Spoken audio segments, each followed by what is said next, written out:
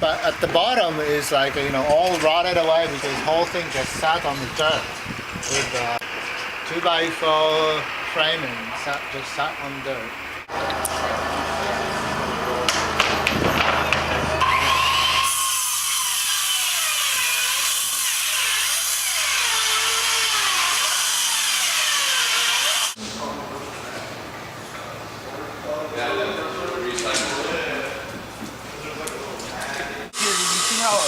You can see how it's like formed with plywood ribs,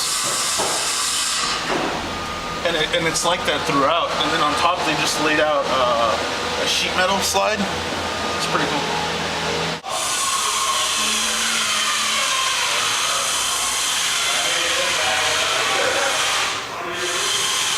Kaiser set up 5 big shipyards all around the Bay Area, and Richmond was a huge focus, and organized this incredible effort on an incredible scale, built masses of worker housing, places like this. It was built just for childcare for people working in the shipyards. Of the 130,000 people who worked in the shipyards, roughly 20%, 20, maybe not quite 20% were women.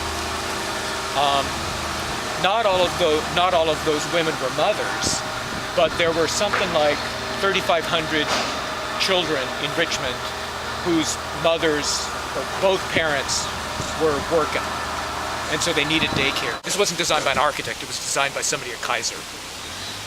But they brought in experts, including Catherine Landreth from UC Berkeley, to talk about how they ought to educate young children. And that would be very, very unusual.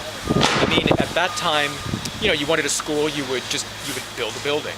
You wouldn't think about necessarily how do children learn or what's the environment for learning.